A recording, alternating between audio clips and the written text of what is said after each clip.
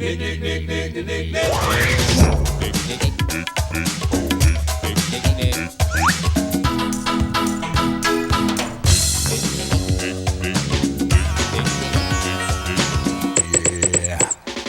it.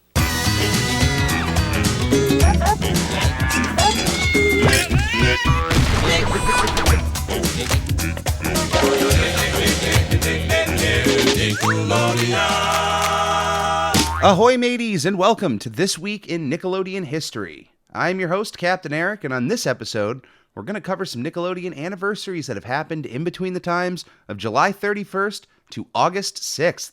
For those of you who may have missed out on the most recent episode of I'm Ready, a SpongePod Squarecast, I would implore you to give a listen to that episode at your earliest convenience, episode 125, all about Battle for Bikini Bottom. And it's not just an episode of me talking about the game and my experiences with it, but I had the honor of having on a streamer who holds both the world records for Battle for Bikini Bottom in its any percent and 100% categories. That streamer's name is Shift.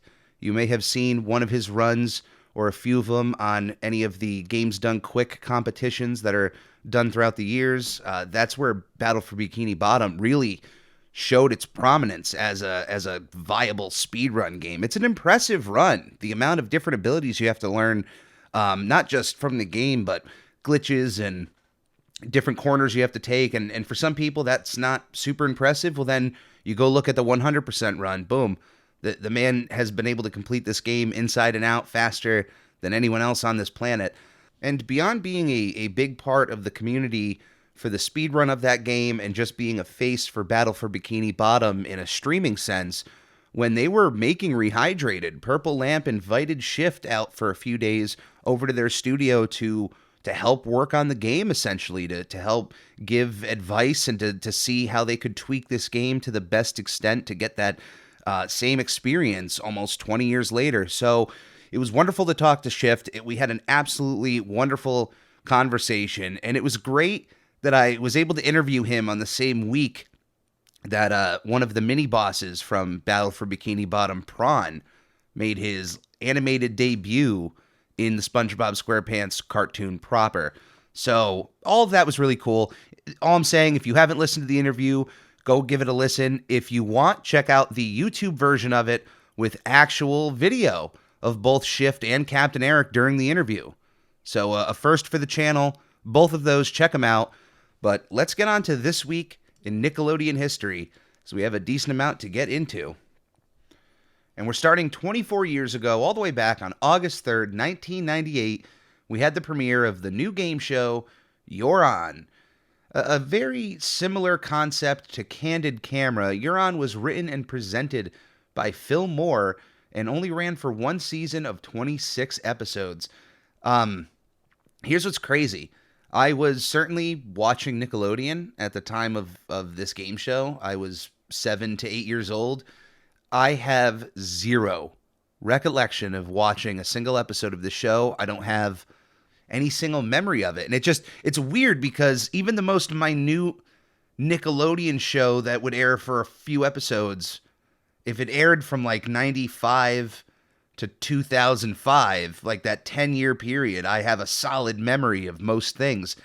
But this one, anytime I've covered it, anytime I've gone and watched clips on YouTube, it's like I'm watching it for the first time.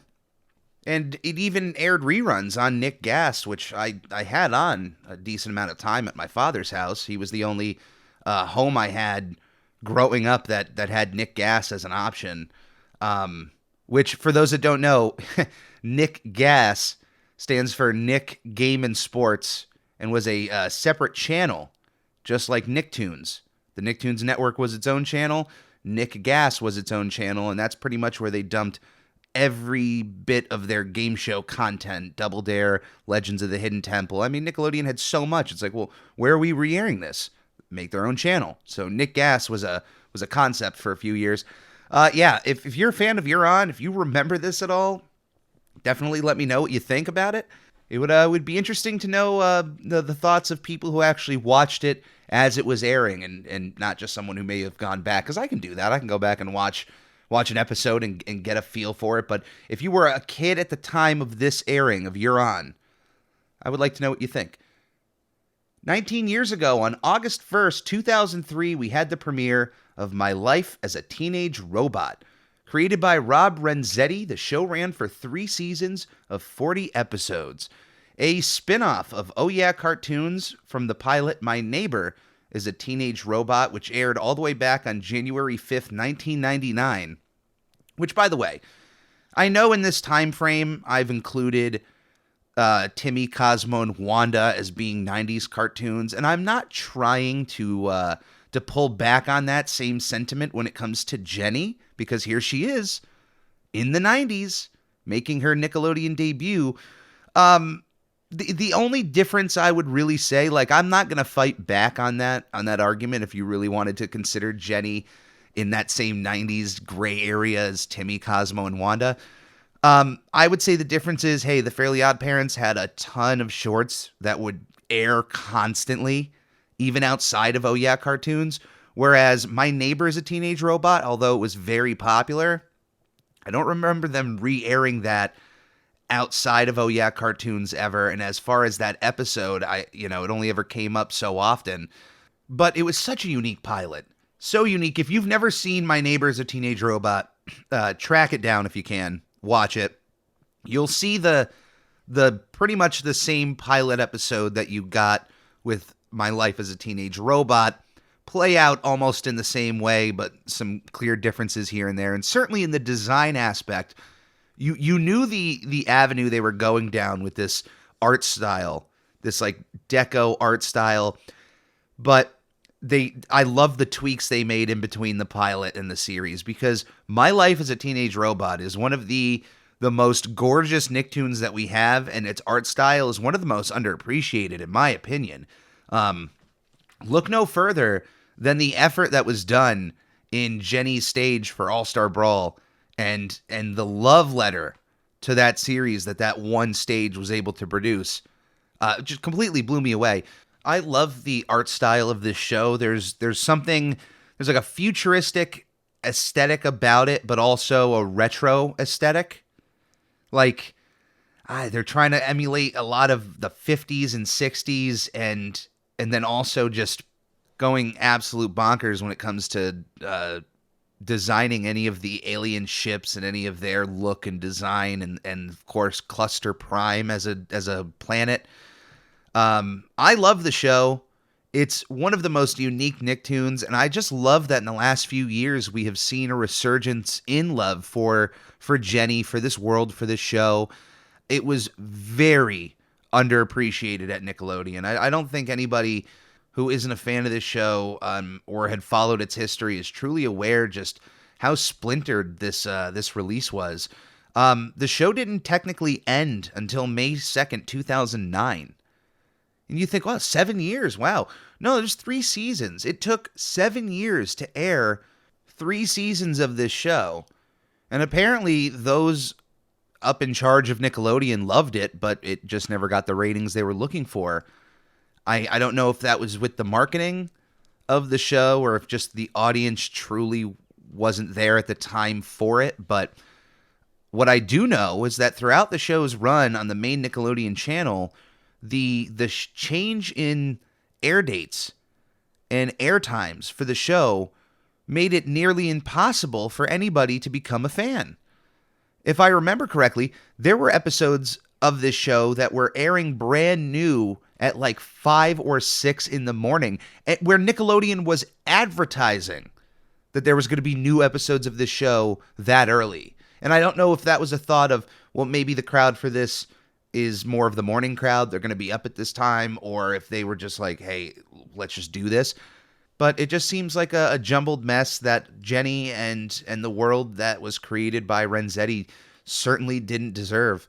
It's a wonderful show from beginning to end. It has one of the most unique Christmas specials of all time. If you've never seen the Christmas special for My Life as a Teenage Robot, Season 2, Episode 1, A Robot for All Seasons, go give that a watch. Let that one sink in for a moment. Beyond that, I really loved the dynamic and the situation that was created with Jenny going into the real world, becoming a student at school, the trials and tribulations she has to deal with, and then, of course, what she has to deal with at home with her mom. This is a relatable show if you grew up as a teenager.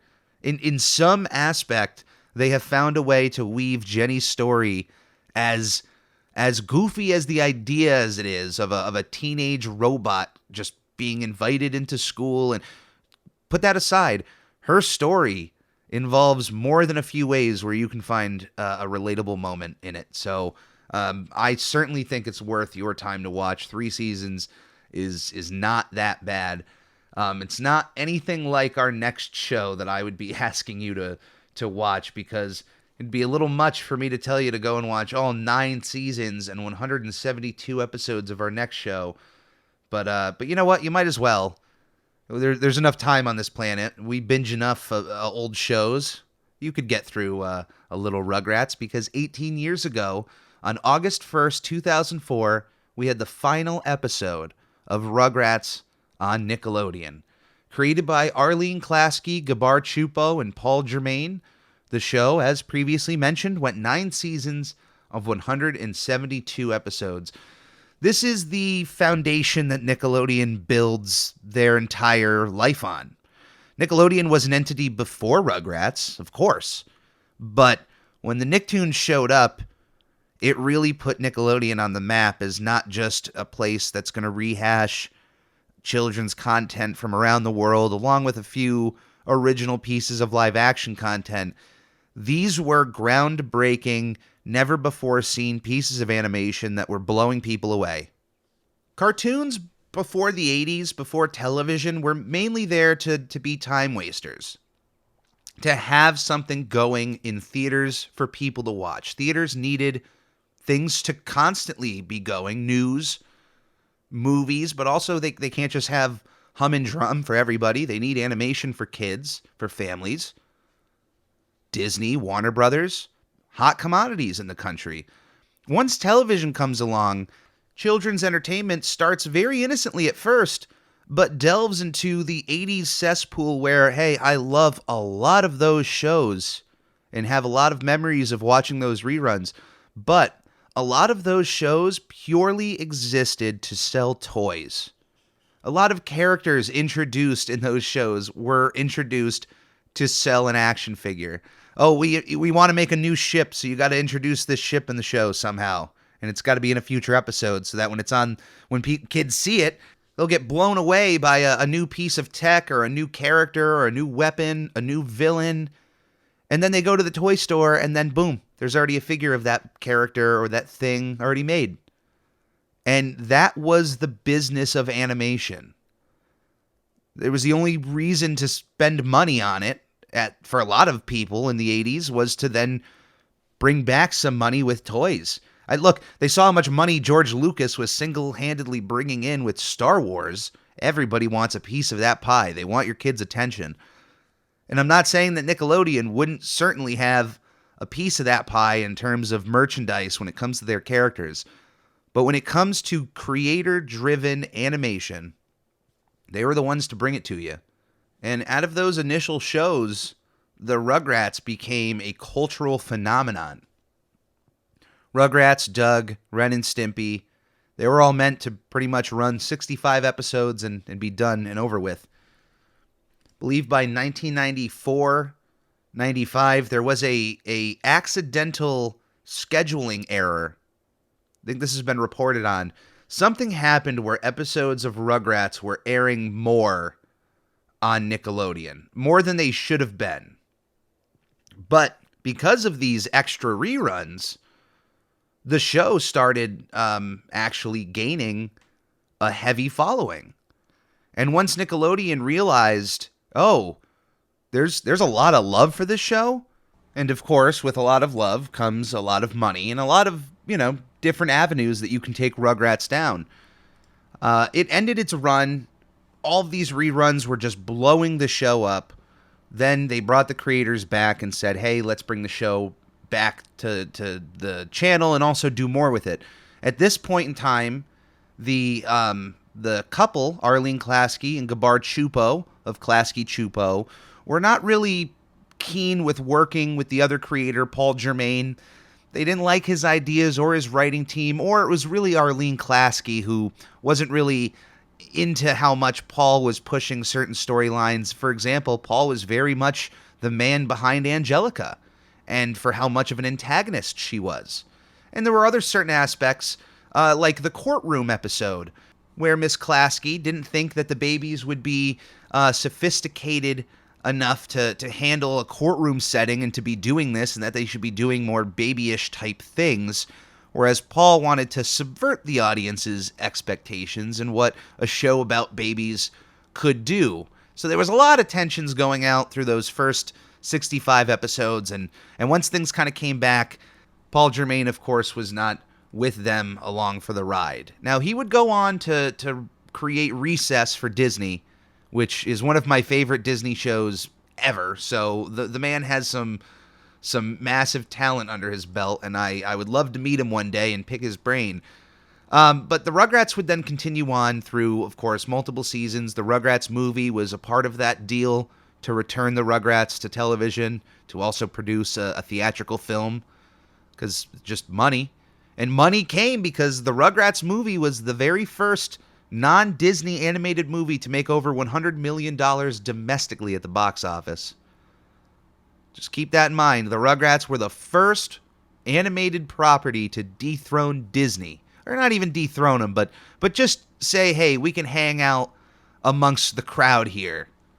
There's other kinds of animation that people like. And I'm so glad they went back to the Nickelodeon well for many more times with many other properties, but I wish we would have had a few other Nicktoon movies along the way. I wish we had a Cat Dog one, an Angry Beavers movie, a Rocko's Modern Life movie. We would eventually get that on Netflix, but imagine one in the late 90s on the big screen and the kind of humor they would have gotten away with. But I digress. Let's get back to Rugrats.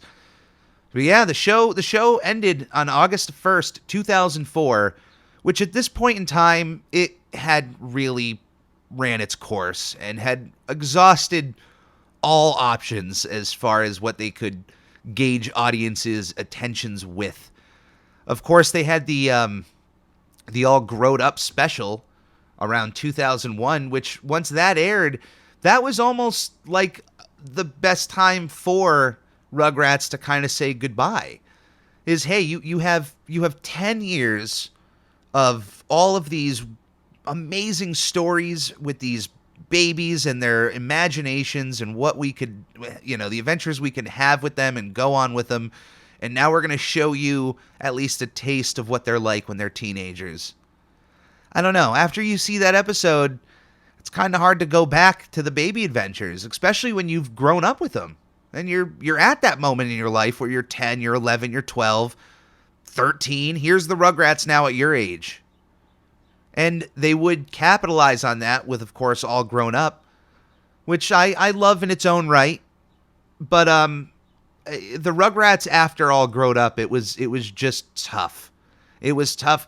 They would not be without their gold episodes here or there, but it was just a tougher experience. And also, when you compile on a lot more new characters and there's just more spinning plates going, I don't know.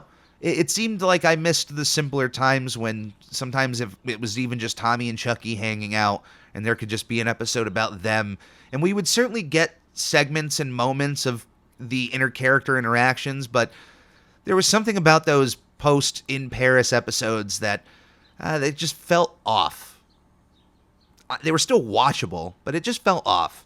But Rugrats, bowed out gracefully and would still be a part of Nickelodeon history. They would go on to produce a few straight-to-DVD movies and a smart idea of like, hey, how can we still use the Rugrats? And hey, let's do what the Muppets are doing and Tom and Jerry retell classic stories, but use our characters and our writing style and adapting those into well-known stories. They were able to produce two of those, one in 2005 for Snow White, and the other in 2006 for Jack and the Beanstalk, this time known as Three Jacks and a Beanstalk.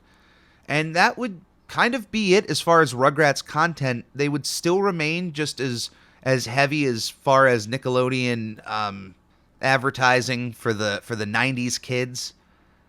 The Rugrats are always going to be those front runners. They would bring out the costumes every time there was going to be a big event, and especially when they brought back Nick Splat, and the Rugrats were always a big part of that. So they weren't necessarily ever going to go away, but at this point in time, this is when cartoons just get into their legacy years, where it's just, hey, you're now on products. You're not going to be made in any new pieces of animation, but you're going to be there to put a smile on somebody's face when they see you on a t-shirt or on a coaster or something else. Rugrats would eventually return in a completely new animation style and on a completely new service. Of course, I'm talking about the Rugrats reboot that currently airs on Paramount Plus, which premiered last year on May 27th, 2021. Just showed off its second season at Comic-Con and was announced that it got picked up for a third season. So there's plenty more of the Rugrats not only to come, but, once this current show ends, they'll still be used in products and advertisements. They are cultural icons to the point that that original show has been off the air for so long now. But those original episodes impacted so many generations of people that those characters are beloved. And Nickelodeon, trust me, you don't get to SpongeBob SquarePants without starting with the Rugrats. This is literally the foundation that Nickelodeon is built on. They may have built even more off of that yellow sponge, but it was off of the Rugrats that Nickelodeon truly gained their international stardom as how they have it now. 16 years ago, on August 6th, 2006, a lot of sixes there, we had the final episode of Blue's Clues. Created by Tracy Page Johnson, Todd Kessler, and Angela C. Santomero, the show ran for, and you guessed it, 6 seasons of 143 episodes. Probably Nick Jr.'s biggest series ever, and I know we weren't really covering a lot of Nick Jr. things on this season, but for certain shows like Blue's Clues, we have to talk about it. We have to celebrate those anniversaries. And for a show like this that perfectly combined the animation and live action of a preschool show, there have always been shows like Sesame Street who have used animation to help educate their viewers, and there have been, green screen and cartoon effects that have been done long before Blue's Clues. I mean, Who Framed Roger Rabbit is the first thing that comes to mind anytime I think about a person interacting with a cartoon character. But in a preschool sense, I don't know, when Blue's Clues came along, it just, all eyes were on Steve, his home, all of his inanimate objects that had life to them and were just living their daily lives and just playing this game of essentially hide and seek with a blue puppy, and it took the world by storm. I think when it first aired, all the way back in, you guessed it, 1996. Wow, is this a good or a bad thing that we're running into all these sixes with Blue's Clues today? But I wasn't actually 6 years old when this came out. I was 6 in its first season, but when it premiered, I was 5, and I'm right there in that demographic where you could have somebody interact with a cartoon character and you have my attention, and even though I don't remember learning much from Blue's Clues, it's crazy. I knew of the Order of the Planets, and I'm certain of this because I remember when that song first came on. I knew the planets in order, so I knew the order of operations, but that jingle of the Planet song, which if you're not familiar with it, I'm going to play a little bit of it right under here. I don't know if it's because they ended up replaying it like 6 or 7 times in the episode, but that has stuck with me all of these years later. Like 20 plus years later, I'm still, if you asked me, hey, what's the order of the planets? My mind just thinks of that song. Even though I knew it, I could order them logically ahead of time. That jingle was just so impactful. And that's just one moment of one episode of Blue's Clues that I had. I got to imagine There are a ton of you out there who picked up on something new, a new skill from Blue's Clues that you're still using today. And if you just think about it for a second, you could go, wait a minute, yeah, I did learn that from Blue's Clues. That's pretty cool. For me, it's the Planet song. For you, it could be anything else, but thank you, Blue's Clues. I'm glad to see it return. It's a show that I think maybe just needed a nice healthy break off of television, a nice generational break. And I'm just happy that it's back for an entirely new generation of kids. And Josh Dela Cruz, for all intent and purposes, seems like the perfect host for Blue's Clues and You. I don't know if you remember, but before they made the revival, they did kind of a search for the new host. They wanted to make sure they spread out around the country and they could find the most pitch perfect person to jump into that house, into that world. And I mean, I'm glad they did that because they found seemingly the perfect candidate to fill in those Steve-sized shoes that, hey, we all admit Joe did a fantastic job of doing. There's a lot of Joe fans out there too. And it really doesn't matter whether or not you're Team Steve or you're Team Joe or you're Team Josh. It just means that you're Team Blue's Clues. And it's a program that I hope's entertain generations for years to come. 15 years ago, on August 3rd, 2007, we had not only a TV movie, it's technically considered a TV movie, but it's just an extra long episode of Drake and Josh, Really Big Shrimp. And what's also special about this is that it is also technically the series finale of Drake and Josh. It was not aired as the series finale. There would be 2 more episodes of season 4 that were filmed before this special that would end up airing afterwards. I don't know how that happened, but if you are going through the original Drake and Josh series, this is your final episode before you go on and watch Merry Christmas, Drake and Josh, which is the most furthest moment in that show's history and probably most likely definitely the last moment we will have. But going back to this moment, Really Big Shrimp, I remember them hyping it as this big TV movie. It dropped in a summer of a lot of big events and movies going on at Nickelodeon. And I don't think we got to appreciate it enough as the Drake and Josh finale. Now, at the moment of its airing, it was Nickelodeon's highest rated television event at the time with 5.8 million viewers. So, I mean, regardless on it being advertised as the final episode, it still brought in a healthy amount of viewers. And for those of you who are not Drake and Josh fans, you've never watched this, you're probably asking yourself, well, why is it called Really Big Shrimp? Is this a sea-themed episode? Is there a crossover with SpongeBob? No, there just happens to be really big shrimp that are featured in the episode. And maybe there's something else there of Drake and Josh themselves being really big shrimp. But yeah, it's a weird titling for the episode. Since I really can't do a top 5 on the 3 Drake and Josh specials that have aired on Nickelodeon, I'll just quickly give you my top 3. If you laid them all down on a table right now and asked me which ones would you want to watch in this moment, I would put Really Big Shrimp as number 1.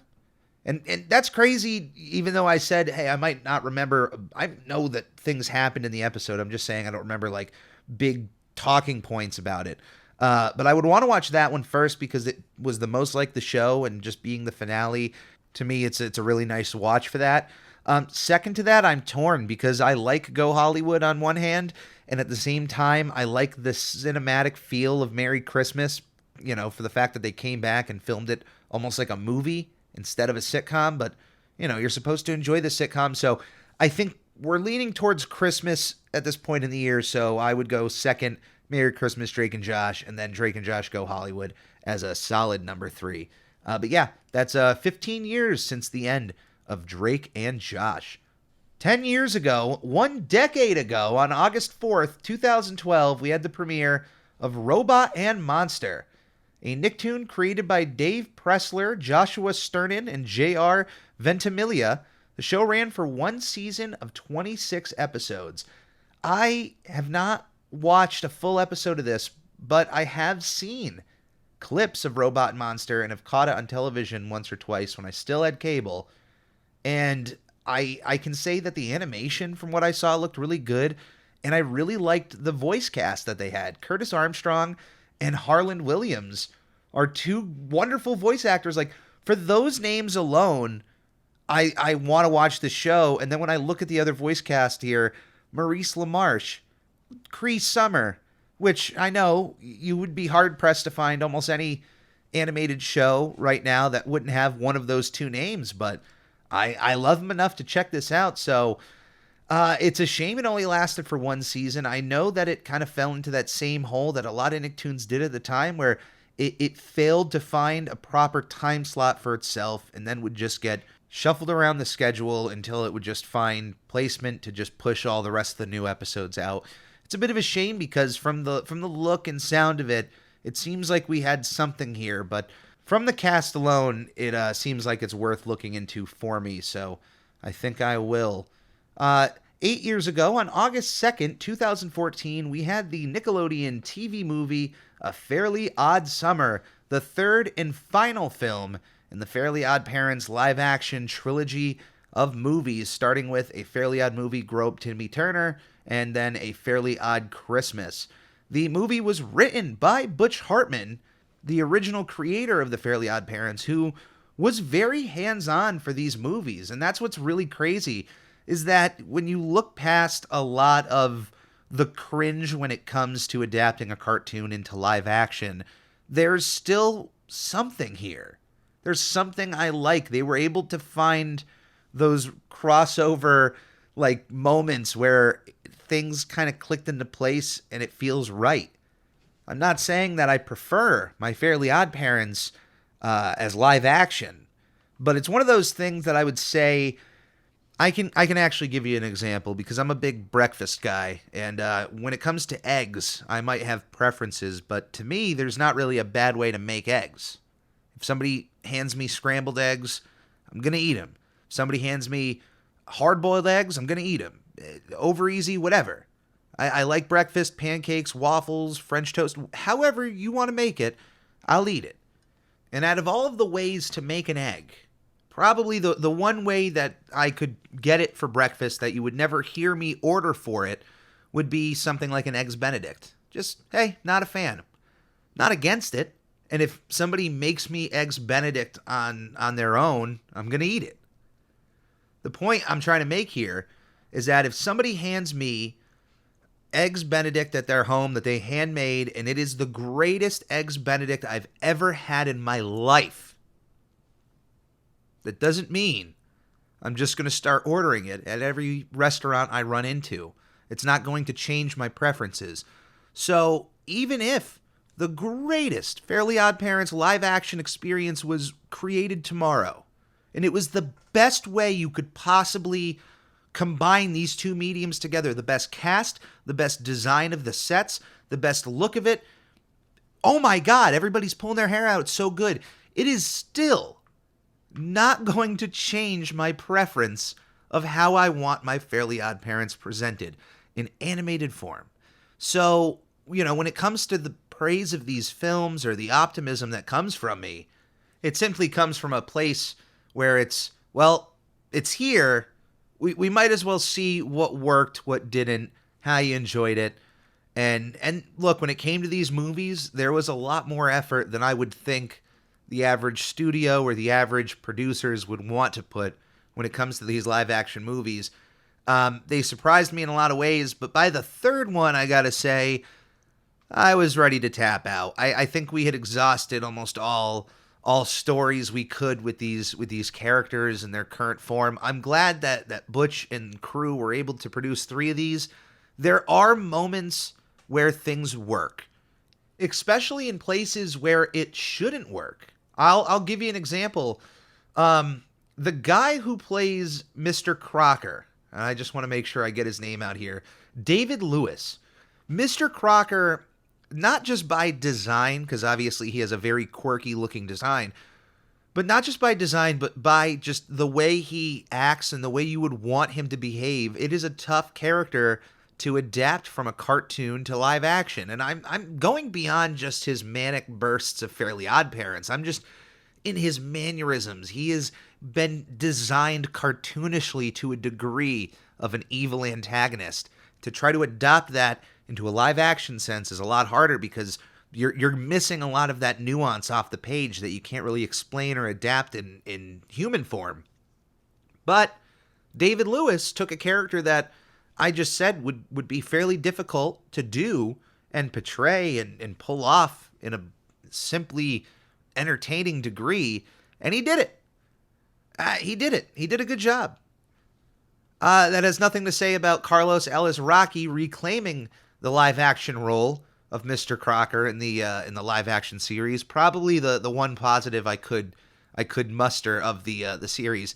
But if you have never watched these movies, in terms of recommendations, if you're a fan of the Fairly Odd Parents, they're fairly harmless. No pun intended. Just take them as cute little side stories to a universe that you may enjoy. And if you go in with, very low live action adaptation expectations, I think you'll be surprised at least some of the effort they went to in some ways, at least in that first one. I haven't watched A Fairly Odd Christmas and A Fairly Odd Summer in a little bit, probably since they first aired.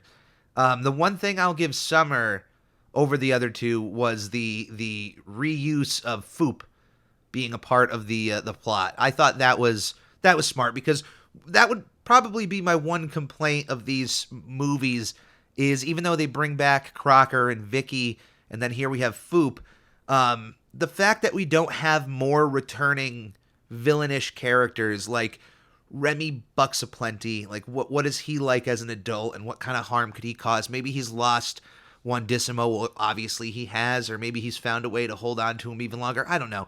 I feel like there could have been more of that, but Nickelodeon probably just wanted to crank these out as quick as possible. And after the first one was a hit, let's make a Christmas one, boom. Let's make a summer one, boom. And then we just toss it on to the next creator. But if you have never watched A Fairly Odd Summer and you haven't watched the other two movies, just start with A Fairly Odd Movie, Grow Up Timmy Turner. If you even found yourself enjoying an ounce of that movie, then I would say go on to the other two. If you don't find anything enjoyable about that movie, then I would say, you're not really missing out on moving on with the series. 7 years ago, on August 1st, 2015, the Nickelodeon TV movie The Massively Mixed Up Middle School Mystery premiered on Nickelodeon. Also 7 years ago, on August 3rd, 2015, we had the premiere of, Alvin! And the Chipmunks. Created by Janice Carmen, the show is still ongoing and is currently in its 5th season of 127 episodes. I would have never have thought that Alvin and the Chipmunks in 2022 would still be a hot commodity, and yet here we are. Each of those movies that they created under the Fox banner were all massive hits in their own right, and Alvin and the Chipmunks have really never left pop culture. There may have been little pockets where they weren't certainly relevant. I think during the early 2000s would probably be their weakest, I would say, in between the Alvin and the Chipmunks animated series through the 90s and then the 2000s live action movies. 2007 was the first one. So that was probably, I would say, the lowest since their debut as far as overall popularity, but hey, a couple of live action movies brings on a new animated series and an entirely new generation to just bring the ongoing stories of the Chipmunks, the Chipettes, and the rest of their world. I really enjoyed the Alvin and the Chipmunks cartoon that I grew up with. It ran for 7 seasons. It ended the year I was born, but then it just ran in syndication, and I fell in love with it. And I do think there is still worth to be found in that animation, that style, that would make kids fall in love with Alvin and the Chipmunks in the way I did. But they're doing that right now with just different interpretations of these characters. They don't just have to be the same 2D animated characters that I happen to be nostalgic for. That's the beauty of a character or characters like Alvin and the Chipmunks. They were designed for music. So really, any adaptation outside of that, whether it's a movie, an animated show, a live action thing, whatever, it's all frosting on an already made cake. Because everybody loves Alvin and the Chipmunks for their music, or really just the ability to pitch up any song and to hear what it would sound like out of the mouths of some singing chipmunks. But if you consider yourself a fan of Alvin and the Chipmunks, do you have a favorite character? Do you have a favorite song? I certainly would like to know. They, of course, are a ongoing tradition when it comes to my households in Christmas time. Of course, one of their biggest hits, a Christmas song. But yeah, if you're a fan of Alvin and the Chipmunks, certainly let me know what you think. 4 years ago, on August 4th, 2018, we had the final episode of Nicky, Ricky, Dicky, and Don. Created by Matt Fleckenstein, the show ran for 4 seasons of 82 episodes.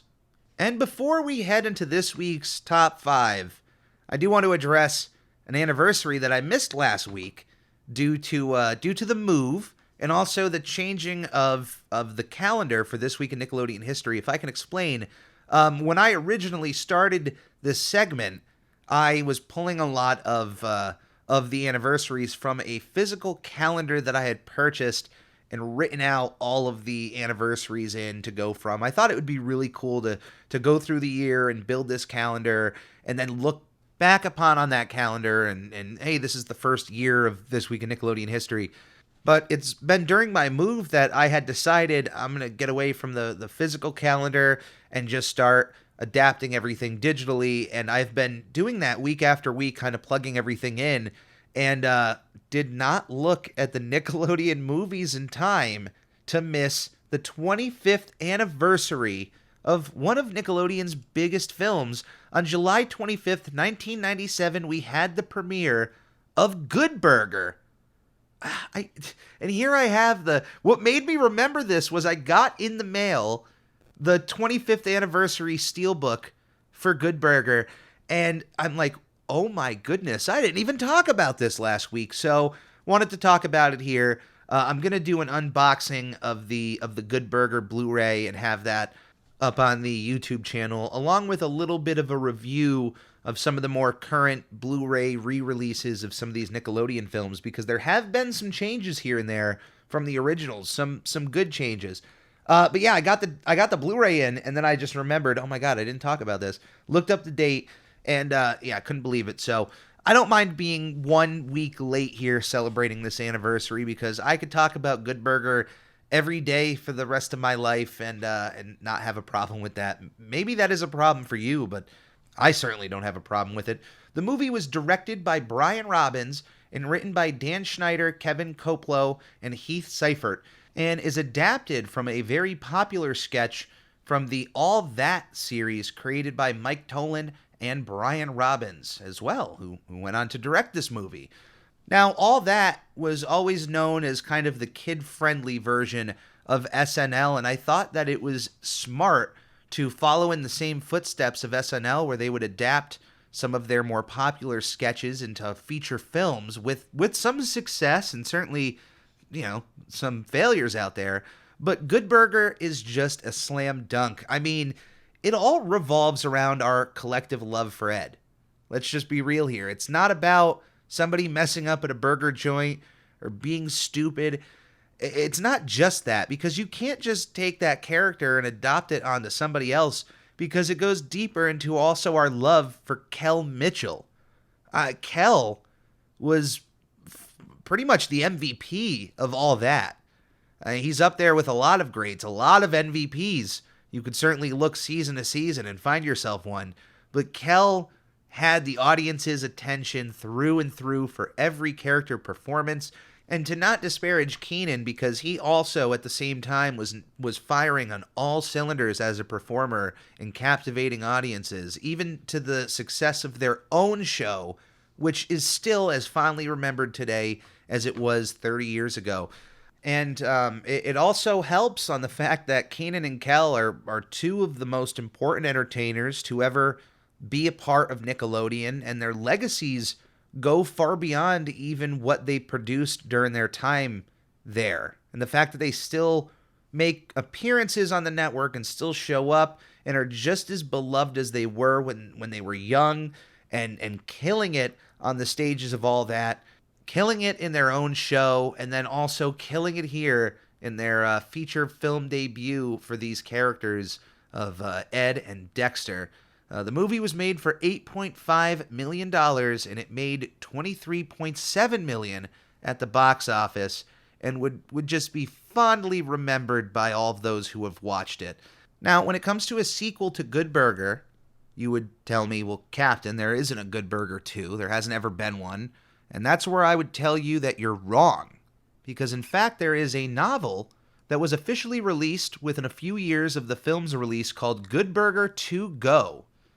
And it was actually written by Steve Holland, who was a writer on Kenan and Kel, Drake and Josh, all that, Zoe 101, iCarly. So he knew exactly how to write these characters. And it takes place on a globe-trotting event where Ed tries to return the change from a customer who left him more change than he thought he deserved, and has to get this back to him. If you've never read it before, I don't think it's that tough to find, and I haven't read it like since I was a kid, but I remember enjoying it and thinking, why aren't they making this a movie? I thought it was so cool to get this sequel to Good Burger, but in book form. I don't know. Has anyone tried like animating a part of that book, or maybe doing a audio version of that? That's pretty interesting. If anyone out there has a great Ed or Dexter impression, you should reach out to me at nickelodeonhistory@gmail.com. Let's make an actual audio book version of Good Burger 2 Go. What's the thrilling adventures of Ed and Dexter like for those of you who have never experienced that book? But beyond that one book, there have been talks of doing something with Good Burger. Now, keep this in mind. All That creator and Good Burger director Brian Robbins is the current CEO of Paramount Pictures, not just Nickelodeon. He's the current CEO of Paramount Pictures. He has expressed interest in doing something with Good Burger, even making an animated series based off of it for Paramount Plus. I think there's certainly something to be had with that world, and specifically the world that was created in the movie, not just the All That sketch of Good Burger. I think there is more to be found with expanding upon the fast food industry in a unique way through a unique window. Even if it's done in an animated sense, I think there's more to be found with the world of Good Burger. If they are going to do it animated, I just hope they find a really unique design for this world, these characters. I would even try to make it look like a 90s cartoon, like aesthetically make it look, I don't want to say the word bad, but just make it look like it was made in the 90s, like where you would just add extra filters on it, things like that, But yeah, I'm excited to see whatever comes out of the Good Burger IP at this point. I mean, hey, Brian, who created or helped create this world, is at the helm of Paramount, so hey, I trust that guy. This is his baby. He directed this movie, so I imagine whatever they create with Good Burger in the future will be just as good as the first taste we had 25 years ago. And that is going to be this week in Nickelodeon history. But before we end, I got to give you Captain Eric's top 5 of the week. And since we were talking about Rugrats this week, I figured we should do a Rugrats-related top 5. But this top 5 is not going to be on any episodes, movies, specials. We're going to be going over the top 5 adults in Rugrats. My personal preference here. I actually took my time with this list. There are a lot of adults in Rugrats, a lot of the parents, and they all have their own unique positives and negatives to them. But I basically ranged this list not only from their appearances and episodes and how they further the plot, but just from their overall entertainment from the character. And just for me personally, how entertained I was from them. So number 5, I have Chucky's father, Chaz Finster, the man who starts out the series as a single dad, an extremely neurotic individual who lives and breathes by the words of one Dr. Lipschitz, even more so seemingly than Dee Dee. which is fine because he truly is a loving father who cares for his child immensely and is put in a really tough situation that we find out later on in the series that endears him even more to the viewer, which is why there are moments like those found in the Rugrats movie in Paris that involve Chaz and Chucky specifically that really hits you in those emotional moments. Chaz is by far one of my favorite dads, but also he falls on this list because they elevated his annoyance to a whole new degree with the remake, practically almost unbearable to watch. I love you, Tony Hale, but please stop. Number 4 on my list is, of course, Betty Deville, a one-of-a-kind powerhouse who completely subverts any expectations one would have from a mom in a cartoon. It is just a fireball in any setting that she sets herself in, and there was something about her that was special. You know, any other mom charges in the room is one thing from the Rugrats, but if you had Betty Deville charging at you, if you lined up all of the parents and even some of the scarier, thugs who have appeared on Rugrats, Betty Deville would steamroll through all of them. I grew up with a couple of people that I would say, like, wow, that person kind of reminds me of Betty Deville.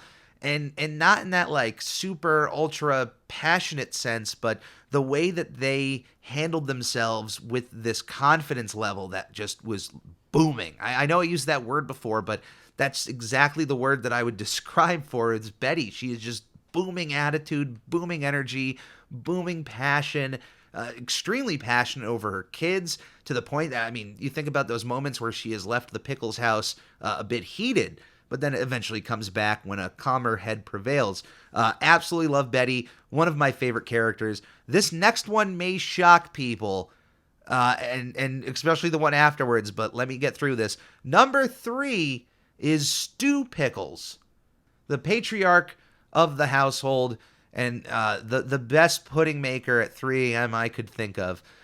Stu Pickles is just an all-in-all great dad, a loving father, trying to live in a world where he still has hopes and dreams of being a famous inventor, helping to create something for the world that can not only be useful for all of us, but then also to help provide for his family because he is a loving father. What's really interesting growing up is that I see a lot of myself now in Stu, or, where I'll be at when I have kids of Tommy or Dill's age, trying to still do the things I enjoy, the things I wake up and want to do, like make these podcasts, but then also having to, take care of my children.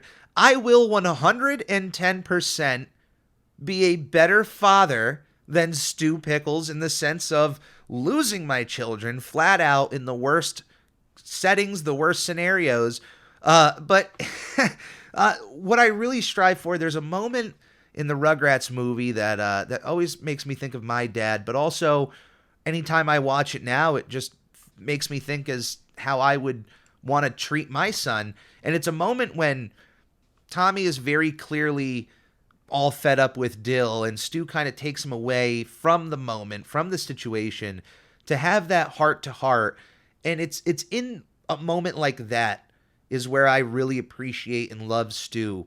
It's the fact that he will go out at 3 a.m. to get you pudding, to make it, because he cares about you. Even if it is a detriment to himself physically or mentally, he will put himself in harm's way to help out his family, to help out his kids, to help out his friends.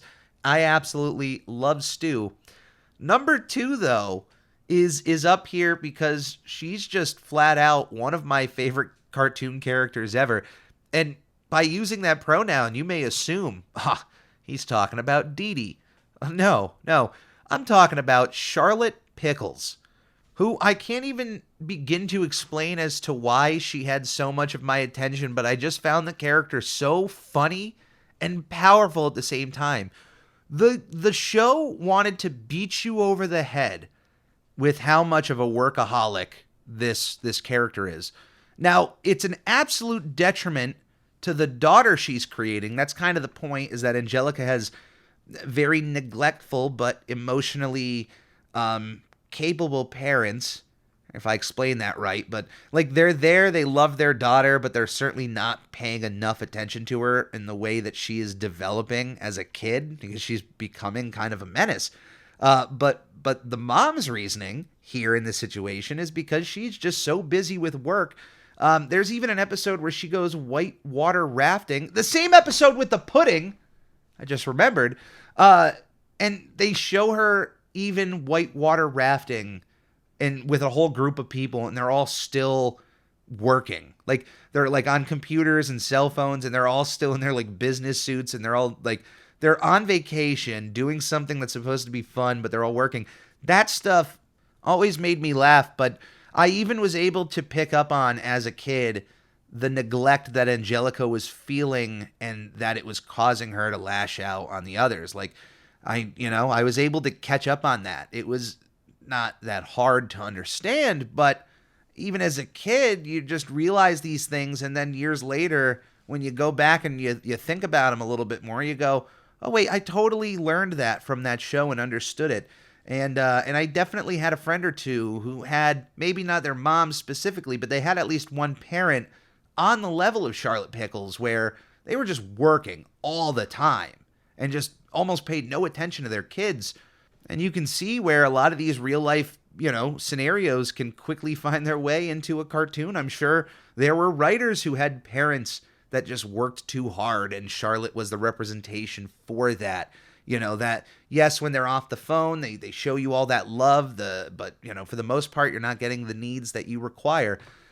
Given all of that, given all my love for Charlotte Pickles and how much that character has made me laugh, she's not my number one. My number one adult in Rugrats by far is Grandpa Lou Pickles. Beyond the character himself, who is a treasure trove of information, stories, and the overuse of the time of length of 15 years, beyond all of that, he is the sole reason for a lot of the adventures that the Rugrats would go on to have. They're in the custody of Grandpa. Grandpa falls asleep. The Rugrats go on their adventure, and they come back before he realizes they were even gone. That's the blueprint, and I absolutely love him because of that. It's so irresponsible, but we're in a controlled setting. We know the characters are going to be fine. We know the babies are going to be good. Even when they're put in the most dangerous of situations, the babies are always fine. And even when they're not, and Grandpa realizes that, he is one of the first to step up to take action. I love the character. I love the voice. He is even my favorite, I think, elderly on Nickelodeon. I have a lot of love for the elderly characters that we've been gifted. Grandpa Steely Phil on Hey Arnold. Of course, Uncle Iroh on Avatar. Miss Bitters on Invader Zim. We've had some great elderly characters. But Grandpa Lou just, I don't know, he stands above the rest. When he's sleeping, you're in for a good time. And even when he's awake, you're in for a good story. And I'm here for it. But that is going to be this week in Nickelodeon history. As always, my name is Captain Eric. If you would like to reach the captain or send in any questions or comments to the show, you can at nickelodeonhistory@gmail.com. It is that simple. If you have any suggestions, anything at all, send me an email. I'll read it out here on the air for you.